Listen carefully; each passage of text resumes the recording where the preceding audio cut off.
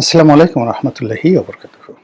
সম্মানিত দর্শক, নির্বাচনের তফসিল ঘোষণা হওয়ার পর ভোটের মাঠে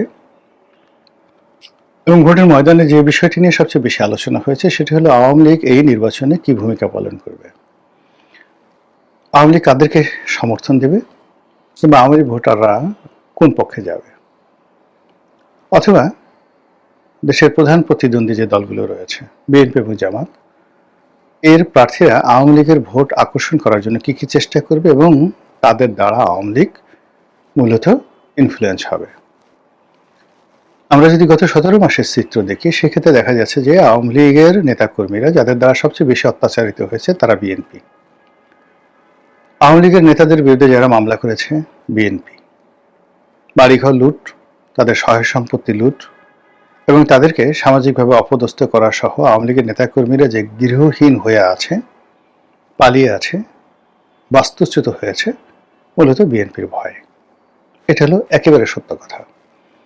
এখন এই অবস্থাতে বিএনপির লোক যদি আশা করে আওয়ামী লীগের ভোট তাদেরকে দিবে, আওয়ামী লীগের সঙ্গে তাদের একটা বন্ধুত্ব হবে, এটা শেখ হাসিনা দূরে বসে বা যারা দেশের বাইরে আছেন আওয়ামী লীগের নেতৃবৃন্দ, তারা এই যে বিএনপির যে তাপ চাপ মাঠে ঘাটে ময়দানে যা কিছু হচ্ছে এটা তারা টের পাচ্ছেন না।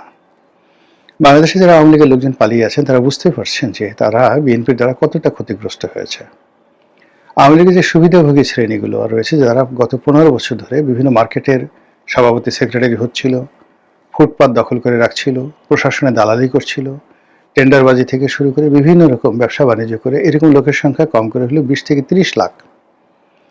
এই যে 20 থেকে 30 লাখ যারা কোনো কাজ করতো না, শুধু দালালি করত, চাঁদাবাজি করত, দল ক্ষমতা আছে এটা ব্যবহার করে তারা চলতো।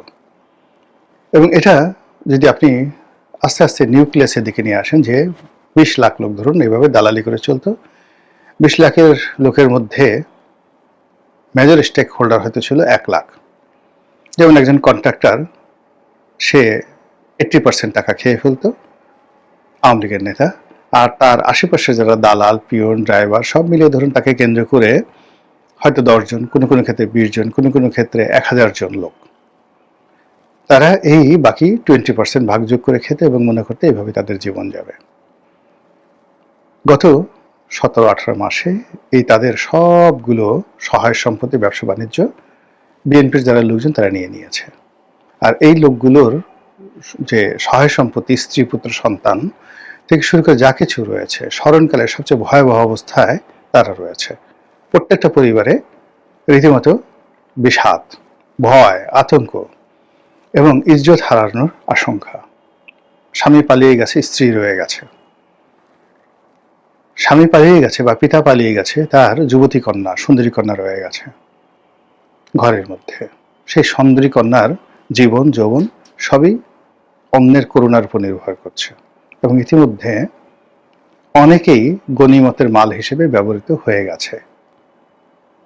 এই বেদনা, এই কষ্ট আওয়ামী লীগের লোকের মধ্যে যেভাবে ডানা বেঁধেছে, এটা ভোটের মাঠে কি প্রতিক্রিয়া তৈরি করবে এটা বোঝার জন্য রকেট সায়েন্টিস্ট হওয়ার কোনো দরকার নেই। এই গেল এক। 2 নম্বর হলো যে এখানে ম্যাটিকুলাসলি জামাত খুব কৌশলী ভূমিকা পালন করেছে।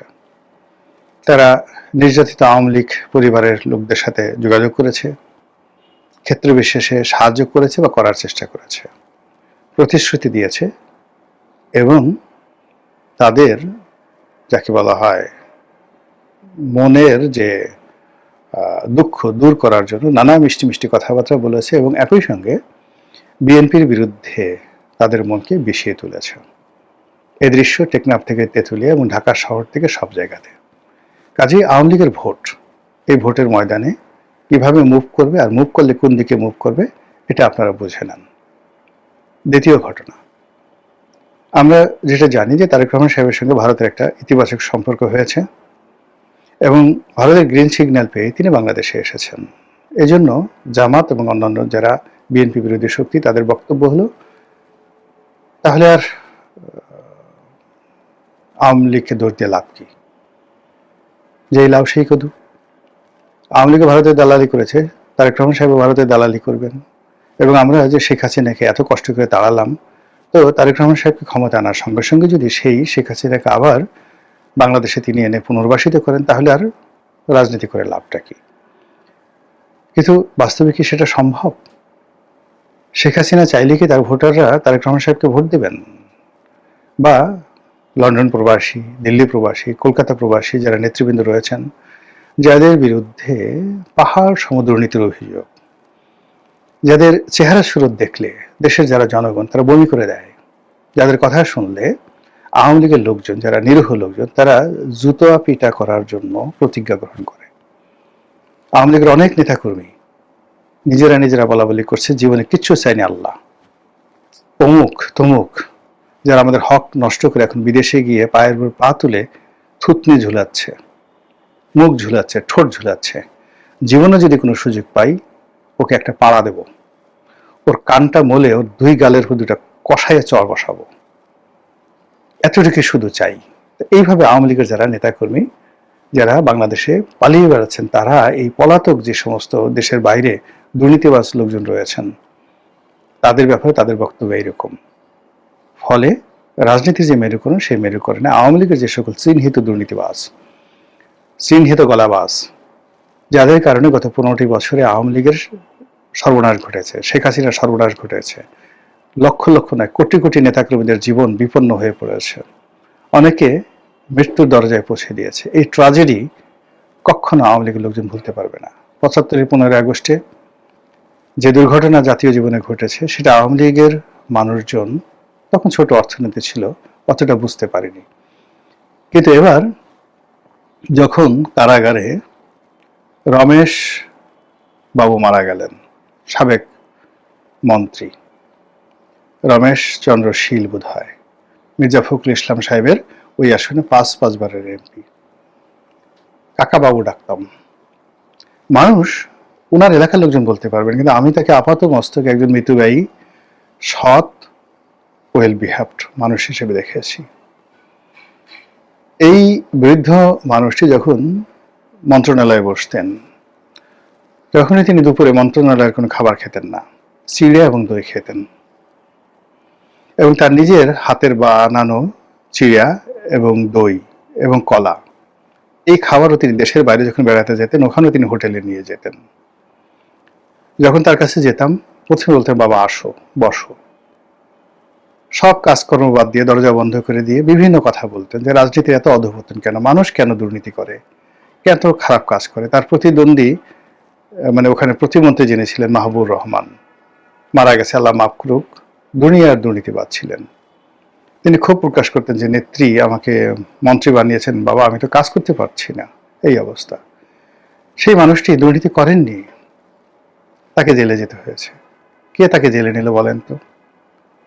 কে তাকে জেলে নিল? আর জেলে নেওয়ার পর এই বৃদ্ধ মানুষটিকে, প্রায় 90 বছর বয়স্ক বৃদ্ধ মানুষটিকে হাত বেঁধে তারপরে হ্যান্ডকাপ পরিয়ে তাকে কারাগারে নেওয়া হলো, এবং সেই কারাগারে তিনি মারা গেলেন। এই বেদনা আওয়ামী লীগের যারা লোকজন আছে, তারা কিভাবে পোষাবেন? এই দায় এনসিপি তো তাকে জেলে নেয়নি, জামাত তো তাকে জেলে নেয়নি, জেলে কারা নিল বলেন? কি কারণে তাকে জেলে যেতে হলো? ওই যে দেখেন, সাবির হোসেন চৌধুরীর মতো একজন সৎ মানুষ, রফিকুল ইসলাম, বীর বিক্রম, মেজর রফিক, গিয়ে দেখেন তো চাঁদপুরে এতবার 6-7 বার এমপি হয়েছেন, কোনো দুর্নীতি করেছেন কিনা? কেন এই যে ইঞ্জিনিয়ার মোশাররফ সাহেব, সাবেক পূর্তমন্ত্রী ছিলেন, বৃদ্ধ বয়সে কি অসহায় অবস্থায় তাকে সেই জেলখানাতে থাকতে হয়েছে, কোনো মতে প্রাণ নিয়ে তিনি বেঁচেছেন, হয়তো বাঁচবেন না। এরপর আপনি চিন্তা করেন কামাল আহমেদ মজুমদার, বয়স্ক মানুষ, আপনি কামাল আহমেদ মজুমদার কি দুর্নীতি করেছেন বলেন তো? ইনি তো মানে একমাত্র সাভারেই তো তার কয়েক হাজার বিঘা জমি আছে, হাজার হাজার কোটি টাকার মালিক হয়ে সেই 80-র দশকে বাংলাদেশের সবচেয়ে বড় গার্মেন্টস কোম্পানির মালিক সেই কামাল মজুমদার কি করেছেন বলেন তো? What he has done? কেন তাকে এইভাবে জেলে থাকতে হচ্ছে? এইভাবে আসলে মানে আওয়ামী লীগের যে সকল লোকজন দুই হাতে টাকা কামিয়েছে, মানুষকে ডিস্টার্ব করেছে, যাদের কথায় মানুষ বিরক্ত হয়েছে, তাদের তো একটা পশমও কেউ স্পর্শ করতে পারেনি। তারা তো সেই ঢাকা এয়ারপোর্ট দিয়ে বিমানে চলে গেছে, তারা সীমান্ত পাড়ি দিয়ে বিদেশে চলে গেছে। আর যে সমস্ত মানুষ সৎ, অনেস্টি, ওই যে মিস্টার মান্নান, আব্দুল মান্নান, পরিকল্পনা মন্ত্রী ছিলেন, তাকেও তো জেলে যেতে হয়েছে। তো এই যে অবস্থা, সেই অবস্থার কারণে যা চলছে বাংলাদেশে, আওয়ামী লীগের হৃদয়ের মধ্যে, মনের মধ্যে যাকে বলা হয় রীতিমতো টকবগে যে ক্ষোভ বিক্ষোভ চলছে, সেই বিক্ষোভের কারণে আওয়ামী লীগের যারা ভোটার আছে তারা কাকে ভোট দিবেন, কিভাবে দিবেন, কবে দিবেন, এ কথা নিয়ে আমরা যতই আলাপ আলোচনা করছি না কেন, আওয়ামী লীগের বেদনা কিন্তু দূর হচ্ছে না। আমার বিশ্বাস, যদি আওয়ামী লীগের কোনো রকম সামর্থ্য থাকে, শক্তি থাকে, তাহলে তারা এই ভোট কেন্দ্রে প্রাণান্ত চেষ্টা করবে না যাওয়ার জন্য। আর অন্যদিকে সজীব ওয়াজেদ জয়, শেখ হাসিনা, দলের যারা শীর্ষ নেতৃবৃন্দ দীর্ঘদিন ধরে তারা প্রচার চালাচ্ছে যে no vote, no vote, no vote, মানে যেখানে নৌকা প্রতীকী নেই সেখানে আমরা কি ভোট দিতে যাব, ভোট দেব না। এবং তিনি আহ্বান জানিয়েছেন ভোট বর্জনের। তো এই যে বেদনা, এই যে কষ্ট, তার সঙ্গে সঙ্গে এই যে ভোট বর্জনের যে আহ্বান সজীব ওয়াজেদ জয়ের, এটা কিভাবে ক্রিয়া করে, প্রতিক্রিয়া করে এবং ভোটের দিন কি দৃশ্য তৈরি করে, সেটাই এখন দেখার বিষয়। মহান আল্লাহ আমাদের সবাইকে হেদায়েত দান করুন এবং হেফাজত করুন। আসসালামু আলাইকুম ওয়া রাহমাতুল্লাহি ওয়া বারাকাতুহু।